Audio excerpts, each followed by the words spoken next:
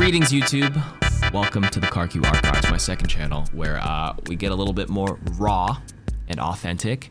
And today I'm live on Twitch at twitch.tv/KarQ. Hello, everybody in chat. Yes. And we're gonna watch this 9-minute video of the LIFEWEAVER breakdown from the developers. They explore his lore, his time at the Vishkar Architect Academy, where he met Symmetra, and how he came to develop BioLite, which is the technology he uses to do his things. Not everybody is on Twitter. This is a Twitter exclusive video from Overwatch, so that's why I am gonna watch it with you. So if you're not on this platform, well, you can get all your LIFEWEAVER and Overwatch content here, okay?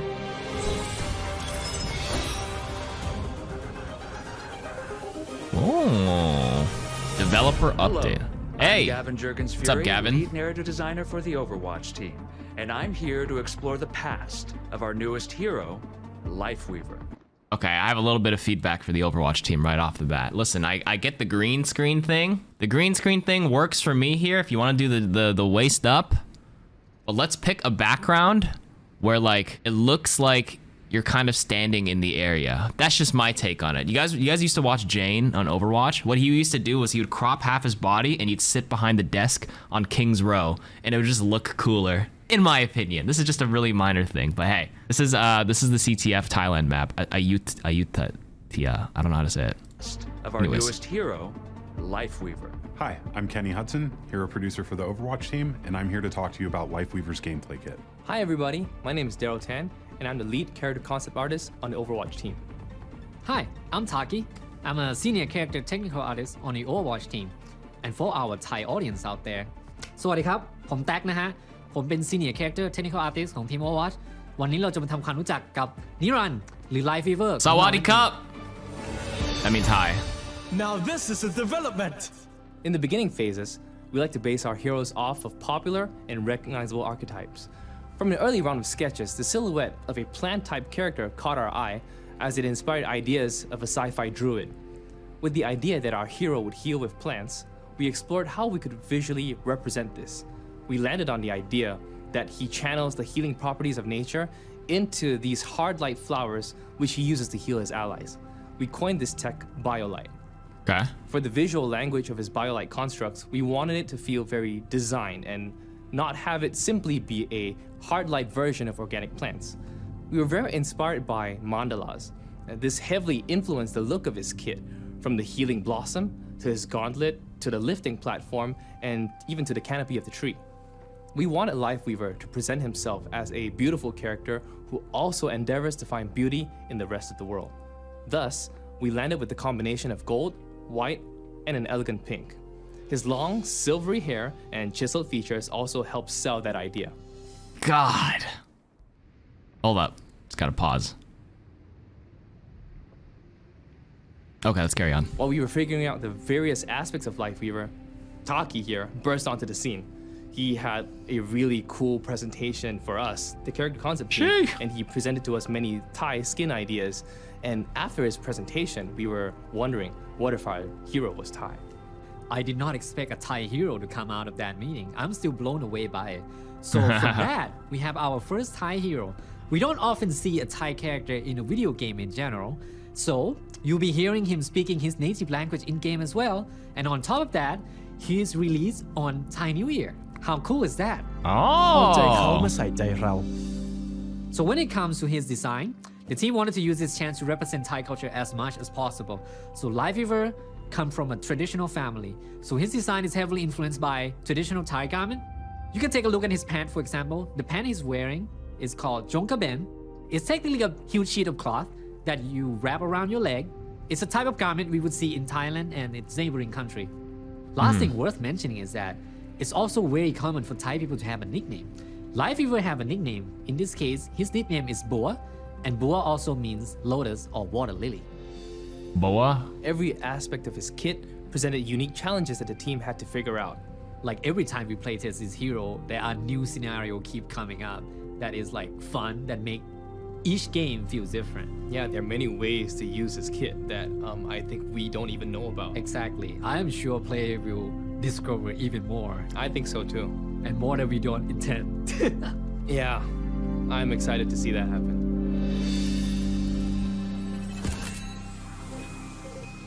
Born in Chiang Mai, Thailand, his full name is Nirand Pruksamani. He's confident, brilliant, warm, and witty. He grew up going to botanical festivals and wandering his compound's vast garden, mending plants alongside his family's gardeners. Soon, that vast garden would be too small for him. His parents, desperate to instill order in their middle child, sent him to the prestigious Vishkar Architect Academy, where he met Satya Vaswani, otherwise known as Symmetra. Wait, they do the same thing where they hold their... Oh. Wait, I'm putting two to two together. This is my first time watching this with you guys, by the way. Like, I haven't seen this yet as well. As he grew older, during breaks at school, he used his parents' wealth to travel. In those journeys, he was struck by the turmoil that existed all around the world. People needed help. Illness, injury, and many other ailments riddled communities with pain. A pain Nirand grew determined to fix. Using this original design and his fascination with botany, he created something new.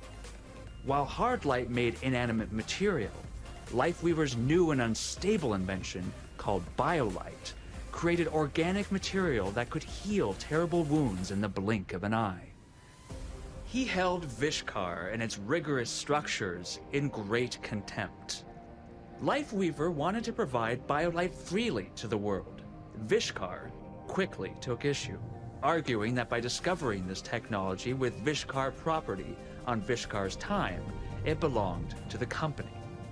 That's why you poop on company time. And fled the academy with his primitive My boss makes a nickel, makes a dime. By Vishkar's lawyers, and unofficially, other, more dangerous forces. We aimed for players to feel comfortable and supported around him, to feel included in the circle he's creating, and learning how he sees the world. We're also excited because he's an openly pansexual character, and you'll see this reflected in his voice lines, conversations, and other content. Representation. You're Okay, better off gameplay. with me. LifeWeaver is a support hero that focuses on ranged healing with a playstyle that most closely matches that of a main healer. LifeWeaver has an alternate weapon similar to Mercy. Okay, I've tried the healing a little bit. I don't know if he's considered a main healer. It's actually not as bad as people will say. It feels a little slow, but it's a lock-on. Remember that, right? You can't miss. Now, it'll feel like, obviously 65 HP, the charge up time will feel a little slow, but as long as you're within a decent range, it's more accurate than let's say even Kiriko. Because Kiriko, sometimes you'll like miss the papers. Anna, you can miss a shot. Baptiste, you can shoot one, and if you miss the second one, you shoot one, miss one, and hit the second one. Like, it is AoE, but at the same time, like, the single target healing, it's accurate, and it's really good when pocketing non-tanks. Pocketing tanks, not so much. So honestly, I don't see LifeWeaver being a main support choice in compositions that are resource heavy, where tanks require a lot of resources, like Ana, Winston, or anything like that. He could be picked as a secondary option. As long as you have a complementary support, like maybe Kiriko or Ana, then you usually play LifeWeaver so far, as I've seen, as more of a utility choice. And I also do hear the concerns where people mention that they're worried about the trolling possibility. I don't know how often you guys get trolled with Mei walls, but I do remember early on in Overwatch 1, it was haha, very funny to get walled and spawned by Mei. But honestly, it doesn't happen that often. Hopefully people will grow up with this whole like life grip meme thing. The novelty will wear off hopefully soon, but I understand the concerns to start. LifeWeaver has an alternate weapon similar to Mercy and Torbjorn, so he technically has two primary fires. The most important being Healing Blossom, which is a BioLight flower bud held in his right palm. Holding primary... So this isn't bad, it's accurate. I don't know if any of you guys are like mediocre Ana players and your tracer's blinking around asking for heals and you're like, oh my god, please sit still, you miss everything. With this, it's very forgiving. As long as you charge it up and aim in the general tracer's direction, a 65 HP shot will fly to her, which is better than people think. A lot of people look at raw numbers, but it's really contextual. That's something you have to consider. Fire will rapidly bloom the bud, increasing the amount of healing it can provide.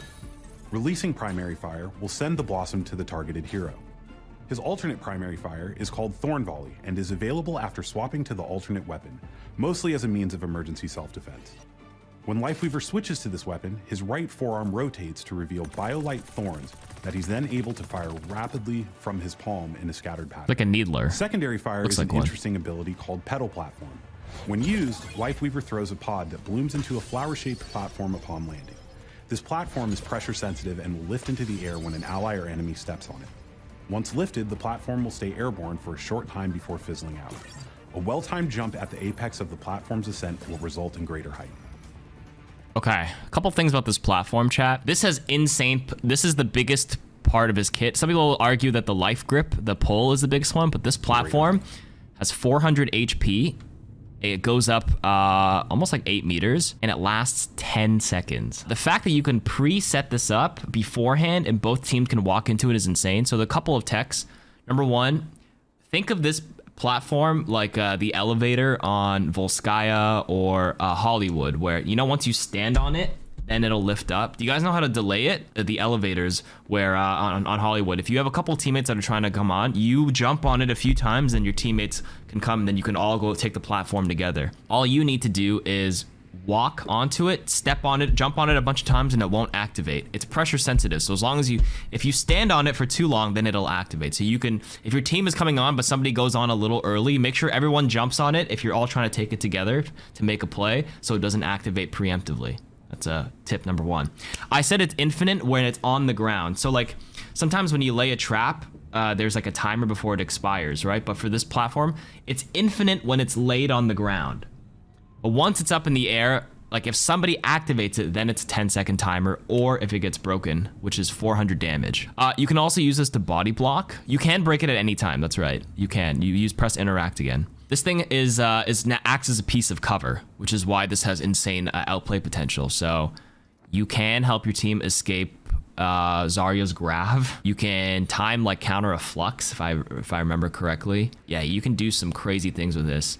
You can make plays with your team, like high noon. You can rocket barrage technically and get lifted up. Yeah, there's a lot of potential, and you can body block. So some people have said that you can stick it on doorways if you're getting chased and you walk past it, and if the enemy touches it and goes up, it'll lift them and get them stuck. Or you walk past it, activate it so it goes halfway up the doorway, and then the person chasing you can get stuck. Would it not activate for grav since you won't be touching it? Well, that's the counterpoint. So if you're a Zarya player, what you want to do is not do ground graviton surges. You want to grab them. You want to grab people on a wall so they get lifted up a bit so their feet aren't touching the ground, so nobody can activate the platform to lift them up. So that is a play. So you as a Lifeweaver, you can save your teammate if the Zarya messes up, but as a Zarya player, you have to be smarter with your grabs and make sure they're grabbed a bit higher, okay? The first ability... The cooldown is... I can't remember. It's in my video. It's pinned in the chat is the breakdown video on the main channel. ...is called Rejuvenating Dash. When used, Lifeweaver instantly dashes in his traveling direction while also lightly healing himself, allowing him to react to dangerous situations or simply to get to places faster. That's really cool. With Petal platform can result in covering much larger distances. Ooh. Rejuvenating Dash is also able to be used while charging Healing Blossom. His secondary ability is very unique. It's called Life Grip, and it envelops the targeted ally in a protective shield of BioLite. So I mentioned this in the video, in my main channel video, if you haven't seen it, but this means you are invulnerable and there's no range. So like, you know how like for Kiriko to swift step to someone, they need to be like a certain distance, or like for Mercy to Guardian Angel someone, if you're too close, you can't activate the ability, but you can grip someone that's standing right beside them just to give them that bubble of immunity. Even if you don't need to like pull them to change their position, their XYZ position. Like if a teammate is in the open, a D.Va bomb is about to explode and you're beside them and you're behind a piece of cover and they're not, just grab them really quick to give them that invulnerability bubble. It's not like it won't protect you from LOS. So I had it in the video where the D.Va bombs, they survive, but even though the bubble's in front of me as a Lifeweaver, I'll still die. It does not cleanse. I forgot to mention that in the video. That was my bad. But it does not cleanse them of the CC. So if they're already sleeping on the ground, you can pull them away, but when they land near you, they'll still be on the ground sleeping, but at least you can reposition them. It's a pretty long cooldown though. This is 20 seconds. The biggest concern is like tank players being upset if you pull them back from a bad disengagement, which is why I think in ranked is going to take some getting used to. In the lower ranks, or I guess most places in rank, people might be frustrated with it, but I think the potential in Overwatch League, the highest level of play is going to be insanely cool to watch because they're actually going to do it correctly, where tanks jump in and they use it to bait out abilities. You life grip them out to bait out like enemies to use a bunch of cooldowns, and then you re-engage. The proper disengagement at the highest level is going to be so powerful. Then you re-engage with platform after, something like that. But yeah, in ranked play, we'll see how it goes. His ultimate is called Tree of Life. When activated, LifeWeaver enters a targeting mode, allowing him to place and grow a large tree that pulses with healing energy. The initial placement of the tree heals a substantial amount, followed by continued pulses of lesser healing. Tree of Life also provides cover for your team, acting as a blocker for the movement and attacks of all players. It's 150 heal the moment you cast, 50 HP every almost 2 seconds, 1.5 seconds, 1.5 to 2 seconds. I don't know the exact number. It lasts 15 seconds. It'll pulse 50 HP. Total healing is 550 for the entire team. It's just a glorified soldier heal pad. I actually don't think the value of Tree, chat, is going to be from the healing. It's going to be the instant burst healing, is the biggest factor, because 150 burst is the most useful thing for most squishy heroes to not die from stuff. The biggest value is this entire hitbox. It's like a glorified Maywall. Maywall's the only, like, there's a few, but like Maywall was the perennial, like, what do you call it? Like creating of object to like block stuff hero. Now this LifeWeaver is now the support version of that. And the fact that you can block doorways, you block entire sight lines, you can block Diva Bombs, you block Doom Punch. If your team is getting Doom ulted, you can put like a tree in front of on them, and I think Doom will land above and hit the tree instead of hitting them. Like, there's more outplay potential with this thing, more so than the overall healing across time. The pulse healing is nice, but it's not like the main selling point of it, in my opinion, based on first glance. Life Grip giving players the ability to save allies by shielding and pulling them is something that can lead to some very heroic moments in team fights, and can also pair with some ultimates very well. Tree of Life being able to turn team fights around by providing cover and healing for your team is something that the team worked very hard on getting right.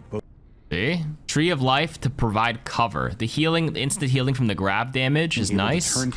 And then if they're on the ground, you can petal them up into the sky as well. Oh, and you can also put your tree on your platform. So what you can do is, if your team gets grabbed and they're not air grabbed across the wall, you stick a platform under them and spawn a tree right in front of them, and then they all get lifted up and get healed up top or something like that, yeah? Providing cover and healing for your team is something that the team worked very hard on getting right, both in function and in looks. I can't wait for players to find new ways to combo LifeWeaver's abilities with their teammates. It should lead to very exciting gameplay moments. Oh, you are better? Oh, thank you. Life protects life. Overwatch has always been about imagining the bright and optimistic future, and few heroes exemplify this more than LifeWeaver. We are so excited for players to meet him, to learn how he sees the world, And see all the work the team has put into bringing him to life. And we can't wait to share more. แล้วเจอกันในเกมนะทุกคนขอบคุณครับ